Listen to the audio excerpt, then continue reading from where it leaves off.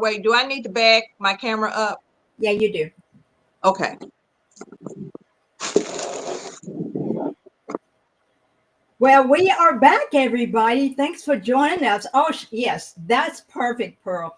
As you can tell, we've got some distinguished guests with us, but I'm going to turn this over to Christian Kirk, and you're going to be hearing more and more about her. But she's an excellent reporter, and she has done some great things in this community. Kristen, I'm going to Thank turn you it so over much. to you. Thank you so much, our lovely host, Charlotte Bergman. Thank you for having me on. And I want to thank our distinguished guest, Pearl Eva Walker, Councilwoman Pearl Eva Walker, who has Yay! done, yes, that deserves a round of applause. You have done tremendous work in the city. And Student Minister Demetric Muhammad, thank you for being here. He's also done some tremendous work in this community. I would really love to talk a whole lot more about the other work that you do. But today, we're here to talk about something really specific that you have coming up. And I love having you two together because it's two people that I know absolutely love Memphis to the bone.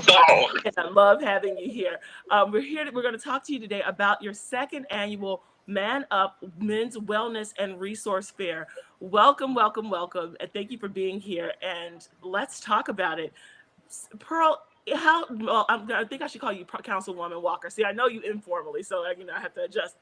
Tell me about why you wanted to be involved with this for a second year. Why this is important to bring back, and why you wanted to be involved with it. Thank you for having us, and thank you for that question. I wanted to be involved with it because, as I was telling Miss Charlotte, that when you can have a bigger team and more collaborators, you can get more things done. And so, an opportunity presented itself for me to partner with the Whitehaven Study Group, and just moving forward, things just kind of fell in place from there from an organizational standpoint. But as far as the topic is concerned, this is ongoing. We need this information for our guys more so than ever. And I just think that it's worthwhile. It's something for everyone. And, women, we need this information too, because many of our fellas, they don't do what they need to do unless we're kind of nudging them a little bit. Student Minister Demetric Muhammad, you lead the Whitehaven Study Group. Tell me about how this idea came to fruition. Well, let me say, Christian and Charlotte, thank you so much for the great privilege and honor to be here with you today to talk about this great event that will be taking place on July 19th. And actually, this idea was the brainchild of one of the sisters in the Whitehaven Study Group, Sister Christy.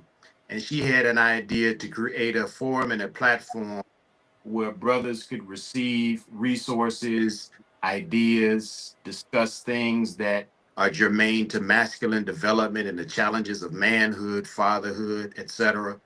And so last year we had some dynamic presenters, and we just thought that this year we should really invest time and resources to grow this event, because the information that was shared last year was just so profound, and we just left feeling that more people should have heard about it and got that information. And so we were really motivated this year. We're very thankful for the partnership with the Whitehaven City Council representative, our wonderful sister and powerful representative of Whitehaven, Sister Pearl Walker. So we're very excited about it, looking forward to it.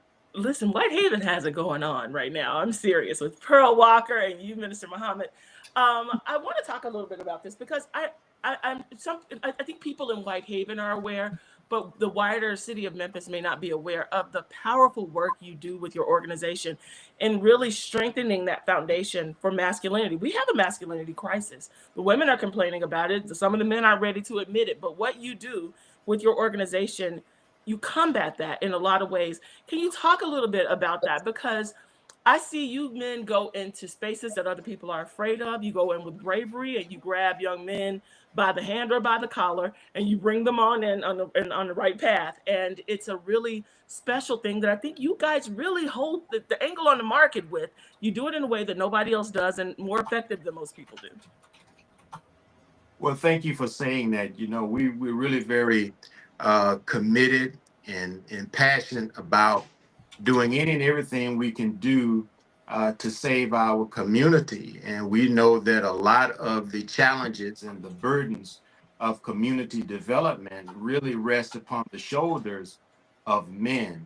And so we want to work to create strong men, responsible men, loving men, spiritual men.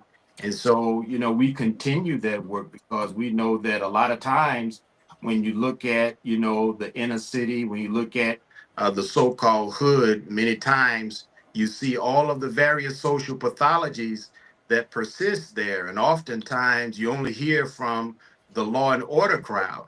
And certainly we believe in law and we believe in order, but we also believe that if you give the people knowledge, wisdom, and understanding, you can make a better people and avoid many of the propensities to criminal behavior that many of our young people especially get involved in. So we want to be present to share with our people knowledge, wisdom, and understanding that helps them to rise above the negative circumstances in the so-called hood.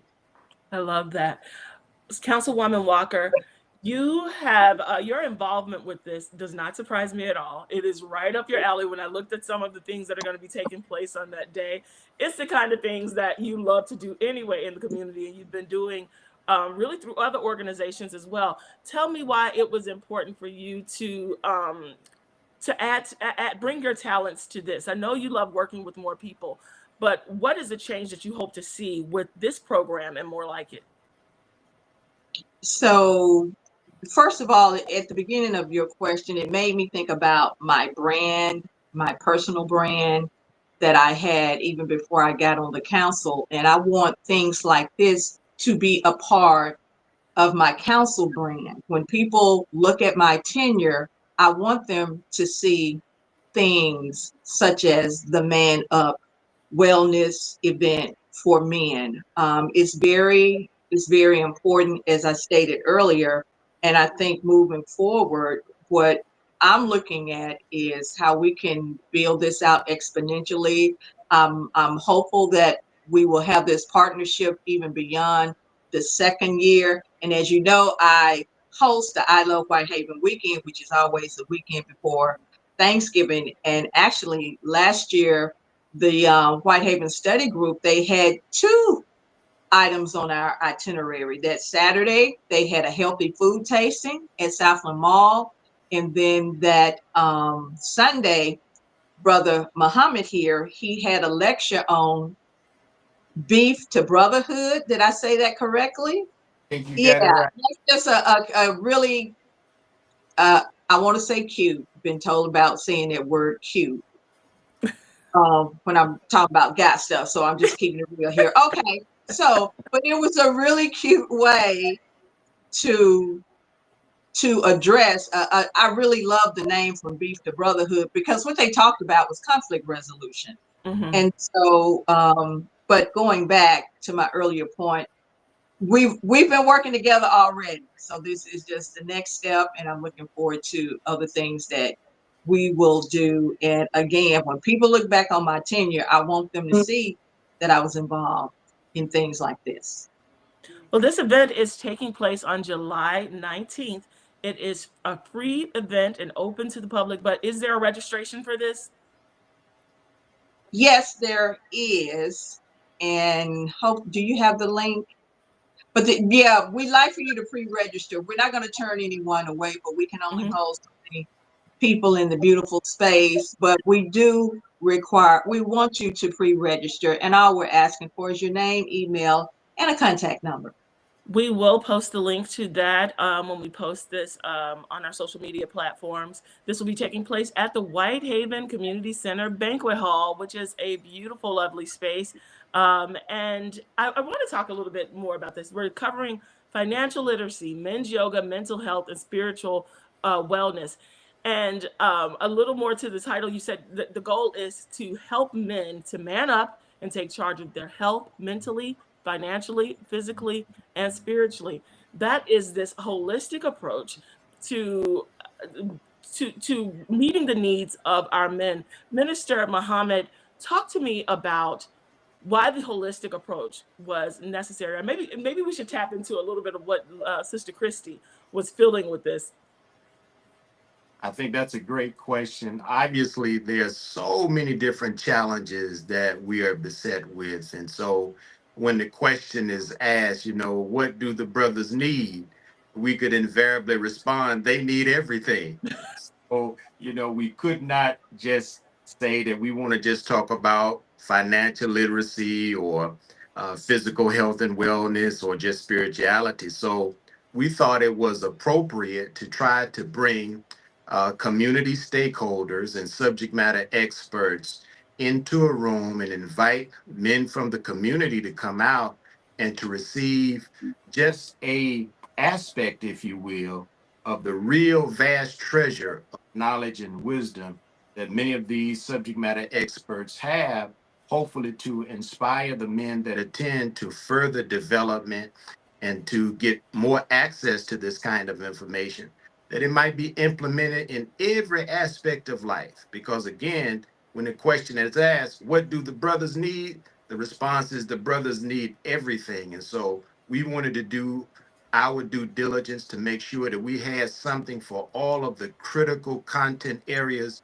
of a man's life. And by God's grace, I think we've done that.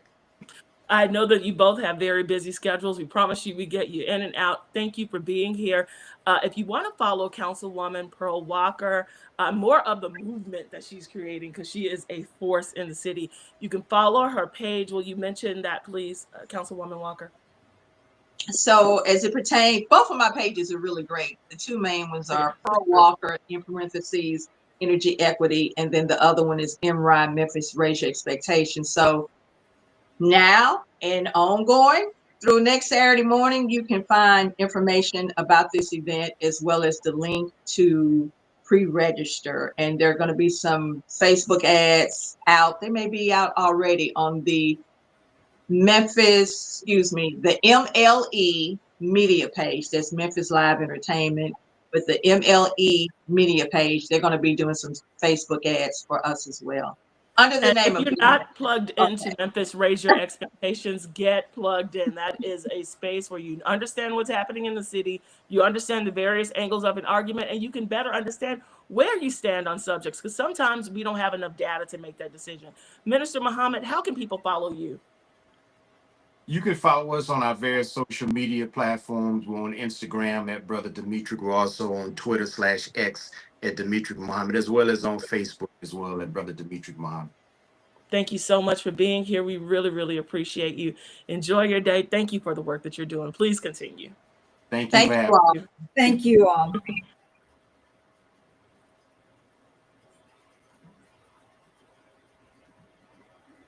And That those, was terrific. aren't they phenomenal? And this is the kind of work they do all the time, whether the cameras are there, whether there's media coverage or not. They're both so engaged in the community, making things happen for Memphians. And, those are the kind of leaders that we really need more of in the city.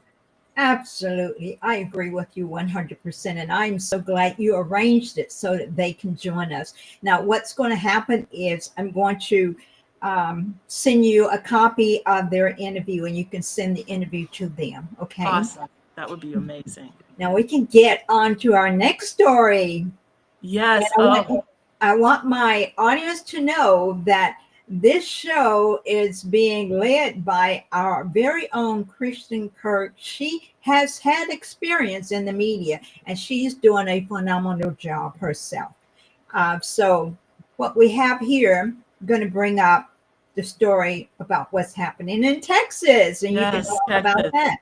Our hearts and prayers are definitely with the families in Texas. But, the AP, the Associated Press, is raising some really interesting questions about whether they ignored opportunities to fund the warning system that could have saved lives. The title of this article is "A Decade of Missed Opportunities. Texas Couldn't Find $1 million for Flood Warning Systems Near Camps." Now, this story is coming out of Caryville, Texas. And it says, over the last decade, there have been an array of Texas state and local agencies that missed the opportunities to flood a warning system intended to avert a disaster like the one that happened and stole the lives of dozens of young campers, as well as others right there in Kerr County on the 4th of July. Now, this tragedy is one that really shook the nation because I think it was the loss of young life. But you know, whenever these things happen, we have to then zoom out and look at what could have prevented it. And it looks as though there were opportunities to secure the funding for this project to put the warning systems in, and it was ignored. These opportunities were ignored. It would have cost about as much as the county spends on courthouse security every 2 years, 1.5% of their annual budget, but they decided not to. This concept of kicking the can down the road, we have a lot of it here in Shelby County. But what are your thoughts on this, Ms. Bergman?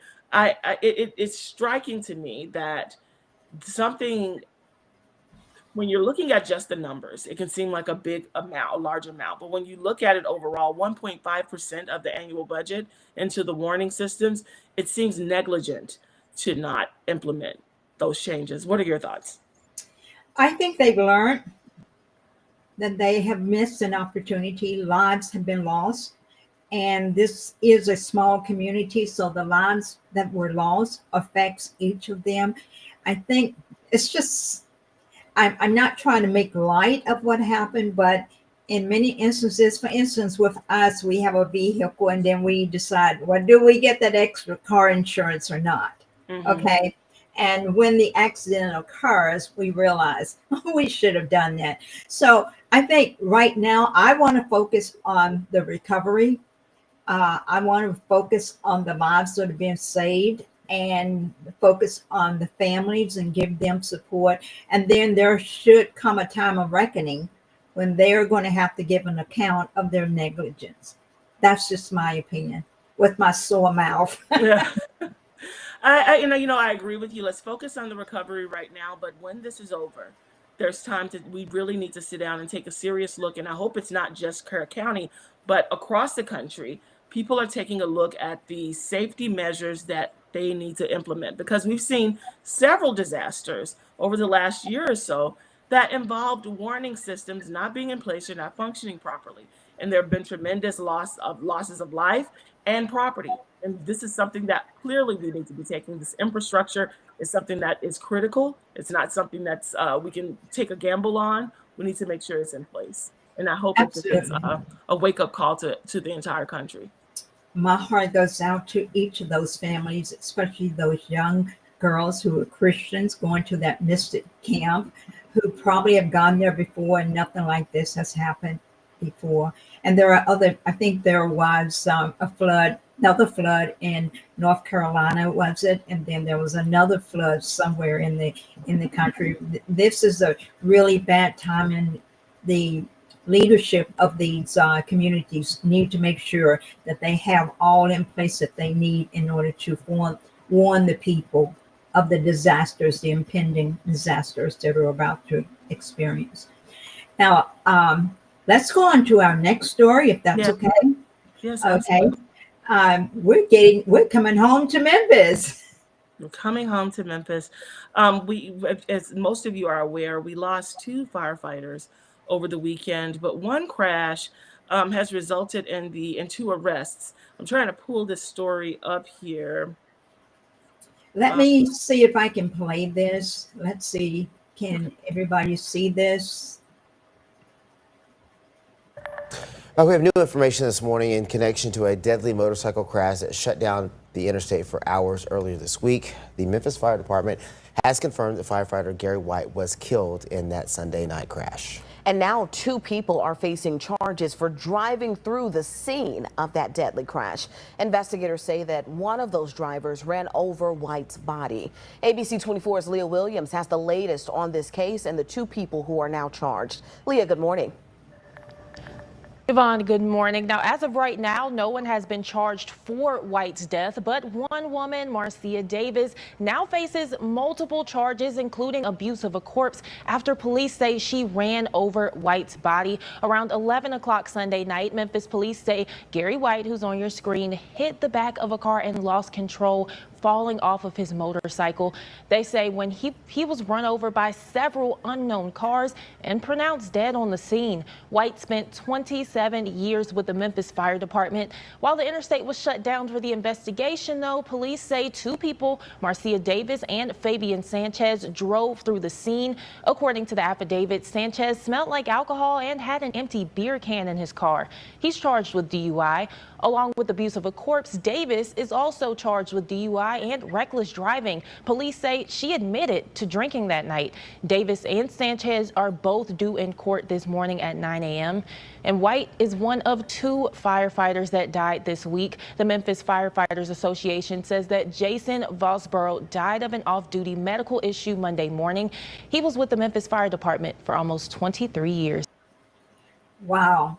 You know, when they talk about abuse of a corpse, what do they mean? The fact that he was lying in the street and she ran over him? That sounds horrible. It's horrible. And those details, my heart just goes out to the family, even hearing the details that his body was struck several times. But to me, you know, and this is just my critical mind, I look at this and I say, how secure was this scene? Also, I'm keeping in mind the fact that we have not even gotten this shooting issue on the interstate that Memphians have been facing, just people randomly shooting at people. We haven't gotten that under control. Was the scene properly secured? This is at nighttime on the interstate, high-speed interstate. If it was not properly secured, should these people actually be charged? Now, whether or not they were driving intoxicated, I think is a separate issue. Well, it's a relevant issue. But I think we should be paying closer attention to how the scene was secured and if it was properly secured, because these were two people, but they said his body was struck by several vehicles. Yeah. And it doesn't seem that they were necessarily fleeing the scene. It feels to me like this is a lot of tragedy for our first responders. And I think sometimes we want somebody to pay for the pain. To me, this feels a little bit like that.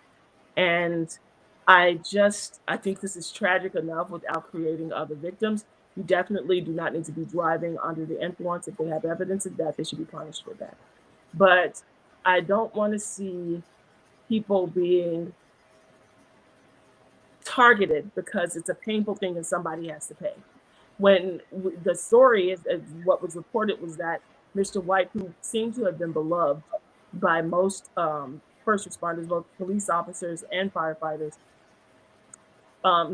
he was at fault in this accident and struck a Jeep, which caused him to careen off of his motorcycle.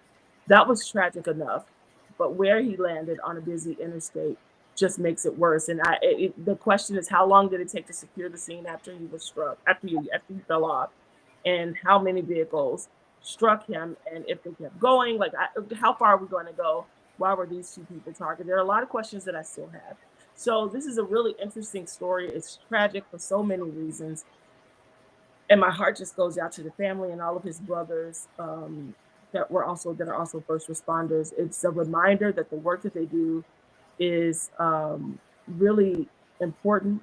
It's powerful. He saved lives for a living, and they deserve respect and our condolences, and this is just a heartbreaking story all around. I agree with you, and I have not been totally tracking this story, but I didn't hear that they were going to incarcerate her other than the period of time that she's incarcerated at this time. But I heard that they're going to require that she get a device to prevent her from driving while incarcerated. So you have information I don't have privilege to, but that, and I think that's a necessary measure. If somebody is actually driving inebriated, that's a practical, rational next step to take. But I hope to not see these people jailed or arrested beyond, like if they're repeat offenders or something like that, I understand. But I just don't like to see people targeted because somebody needs a place to put the pain. That never sits right with me, even if there are other mitigating factors, I agree with you. Now on to our next story. Mm-hmm. And it's a very interesting story. And actually decided to talk to you about this story simply because you had posted something on your Facebook page about Candace Owens being a hero. Brave. So Brave. listen, Candace, listen, first of all, Candace has the career that when I was working in news, I prayed for. I was like, Lord, you know, I want to be able to dig into the stories, tell the real stories, and work for myself, and she's doing all of that. But one other thing Candace has that I thought I had, and I don't have to the same degree, is courage. She has courage like I have never seen before to stand up against people who come against her. She just blows me away. She blows me away. The bravery that she stands on her convictions with. We don't always agree. She said some things in the past, and I was just really disappointed. But this issue, listen, she started digging, and when she starts digging, everybody better watch out.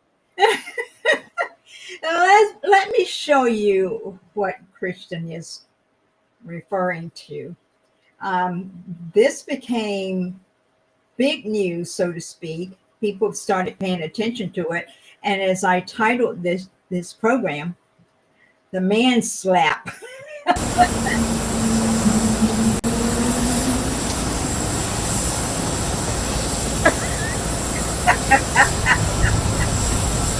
That was a man slap. Wait, It was can we not play it played. again? Because it's hilarious how he just got shoved in the face. We call it getting mugged here. He got shoved in the face, and he just turns around and goes, "Hello, everyone."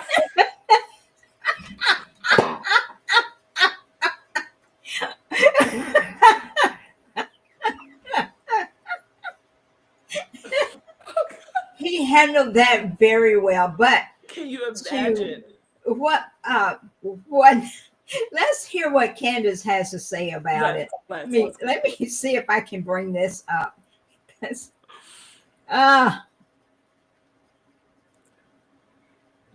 this it? Let's see. Oh, okay. Don't be shocked at what you hear Candace allude to, okay?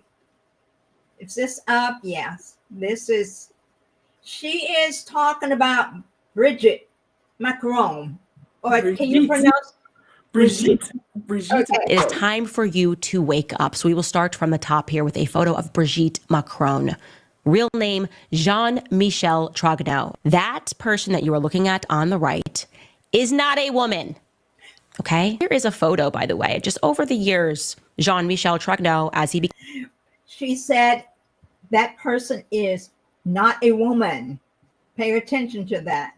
Brigitte, as I said, the evidence for this is overwhelming. That second photo, I believe they found a photo of him at a pride parade when he was just living as a homosexual man. That next photo is when the transition began, if I recall correctly, and that's a photo from the professor years. And the professor years of Brigitte Macron is when he statutorily Emmanuel Macron. Those are not the prerequisites, by the way. Like, to becoming a leader of a world country, you got to be in drama class like Zelensky. You got to be a homosexual like a lot of them tend to be.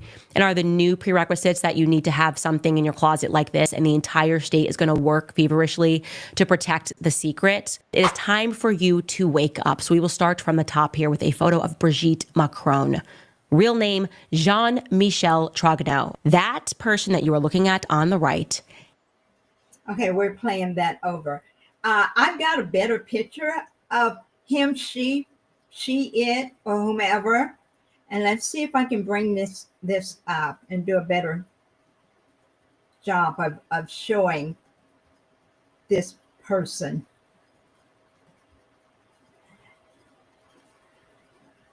Does that look familiar? Do they look the same? Can you see that, Will? I can take you and I off the screen. Okay. And maybe they can see it better, but then we would be able to hear you. But on our left is, pronounce her name? Brigitte Macron, as she appears today. On our right is Brigitte, allegedly before feminization surgeries. And from what Candace alluded to, this appears to be one of the prerequisites to getting into a position of power. The interesting thing is, as she started digging, how upset everybody got, to the point where Emmanuel Macron came to visit President Trump and asked him to tell Candace to lay off.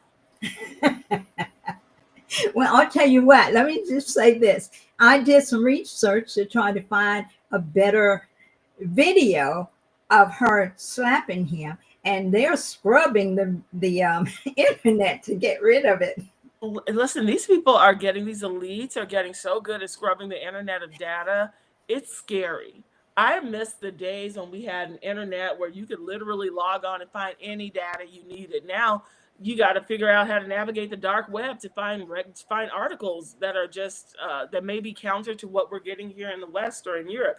It's an interesting thing. It's a really interesting thing that's happening. But Candace started digging more and finding out more about how this behavior is embedded into theocracies, how it's entrenched, has become entrenched into the churches, into the politics, and how we arrived here, and they're not the only ones. So if you, I know it sounds wild on the surface, but if you're curious about it, or if you care to dig into the data and see if it's even valid or true, I really recommend you watching her entire report on that. When I tell you, she has an impeccable research team. They dig deep. So if you want to know what's happening with that, I would definitely dig in. But it's an interesting thing, and I think it's relevant because people should know what they're involved with and what they're involved in when they're voting for somebody. Put it all out there. Don't have us voting, and I mean, this is, they're not our leaders, but don't have people voting for something or someone who's being misrepresented. And whether it's Brigitte herself or her husband who's married to him, who's been presenting himself as a straight man, that's a different story than what they've actually voted for. So this is an interesting thing, and it seems Brigitte definitely wears the pants in this relationship, at least from that slap on that slap was definitely impactful, and he walks away with a smile. And the only reason we probably thought something was wrong is she was serious, and she refused to allow him to take her arm when they were descending the plane. So you know that she was not hiding her feelings. Candace's commentary on that was also funny. I'll let you guys go back and watch that, though. But these things are important. We should be able to, the truth just needs to be the truth. And everybody, if you're not comfortable with the truth, you may need to investigate why that is. So I'm on the side of truth always. And if Candace's digging gets us closer to that, so be it. Well, I want to discuss this on a broader realm, because he would be categorized as a transgender. And what we are seeing in the United States is the attack of the transgenders. They're basically stating that they're trans Antifa that are attacking ICE, attacking the federal government. Here's the thing. I heard on a news report that the gay and lesbian organization want a divorce from the transgender organization. Yeah, there seems to be some divide there, and I'm not in the middle of it, so I don't know. I'm just an observer watching, like we all are, but they seem to have a different kind of passion, respect for people than the transgender community has. I think the transgender community was given a lot of gas by the Obama administration, and they went a little too far, and they've alienated themselves from the rest of the alphabet clique. So I'm curious to see where this lands us. I do want to mention, I was talking about Candace's bravery. Part of her bravery is this. President Trump, according to Candace, called her personally after several calls by some other aide within the White House, called her personally asking her, listen, I'm trying to get this done. We're trying to get, stop a war. Can you lay off? And Candace is like, no. I can see her doing that. She doesn't necessarily like President Trump anyway, so I can see her She holding her seems to ground. like him. I think because she was basically stomping for him, using her show as a platform to do that. I think that some things have happened, especially recently when we started talking about the issue that our country apparently has with pedophilia, our relationship with Israel. I think that's starting to make a little bit of a rift happen, not just with him, but not just between Candace and Trump, but between Trump and his base. So these are things that we're looking at. As these issues are coming up, as he's exploring things like with some of the most well-known people who have been engaged in these horrendous acts, and how he's responding to it. So I guess we're going to see this play out in the grand theater and see how it works out. But I think Candace is kind of the canary in the coal mine of what the base where the base may stand. Okay. Well, that was very interesting discussion. Um, it's just sad that, and I'm going to say this, apparently a lot of men, because Brigitte is not the only one I've heard, but a lot of men in power seem to lean toward that lifestyle, as you said. I The think it's Ukraine just president. maybe it's just the access that comes with power. You have so much power, you have so much access that it just takes more to, I don't know. Let's go on to the next story. All right, you're stepping in it now. Okay, our last topic is about, we're getting back to Memphis. Yes. Armed men tried to steal a car from their family's garage in East Memphis. You want to talk about that one? I want to talk about this in context. We've seen several of these kinds of stories where these young men will pull up in these cars and somebody will have a gun pointed at the house. When somebody lifts up the window, they will shoot at them. Somebody comes to the door, they will shoot at them. And this is a really scary thing that's happening.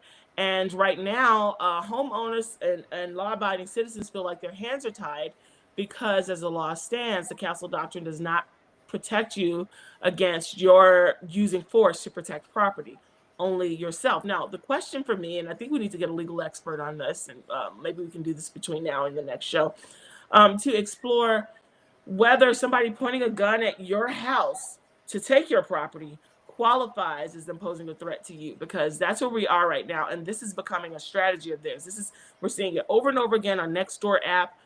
People's footage, people are sharing their stories about this happening. And so this is not just an isolated incident. This is becoming widespread in the city, and people really need a way to protect themselves.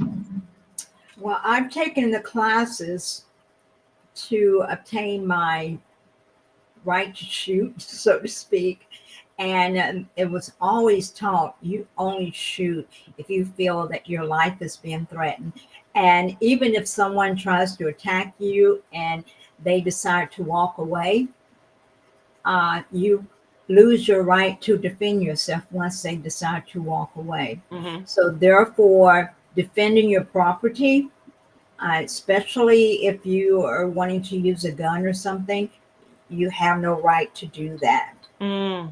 Let's see that video, because this is something I think it would be shocking to people to see. But again, this is something that is widespread in Memphis. This is this family story from East Memphis. Yeah, let me pull this back up again. I accidentally shut it down. So talk while I bring it back up. Again, this family, and this I think this happened to the young man you'll see. I think this happened at his mother's house. And if you saw this and this happened to you, I want you to imagine how shaken up you would be, or if this happened to your mother, where you would stand on this. So it may be time to take this on to the state and get some laws changed, because people should definitely, I think, not have to be traumatized in this way. Guys really like to protect their mother. So when you go and threaten somebody's mama, you're in trouble. And it's just terrifying. I think anybody would just be terrified to look out and see this. Okay, let me see if I can bring it back up.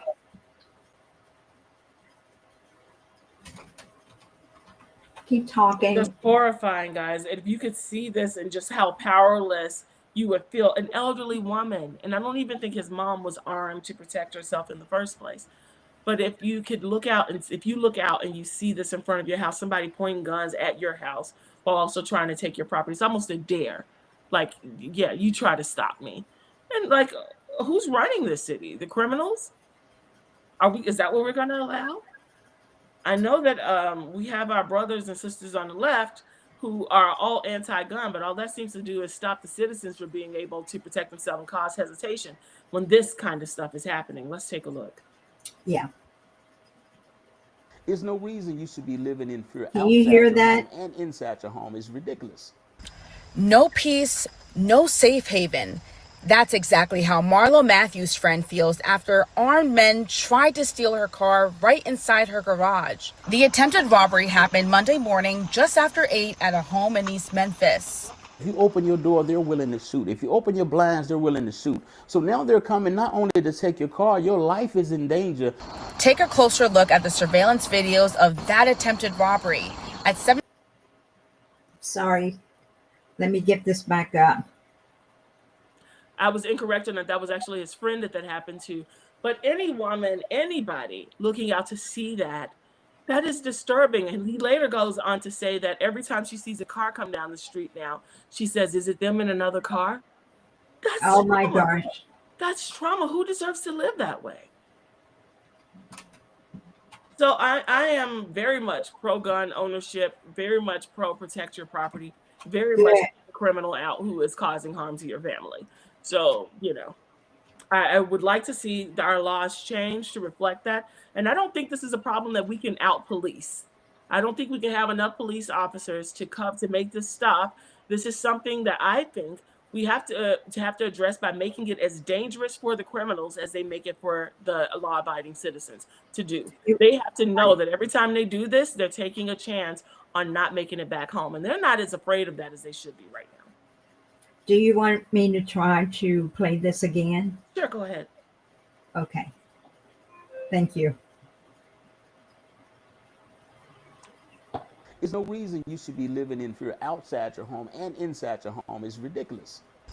No peace, no safe haven.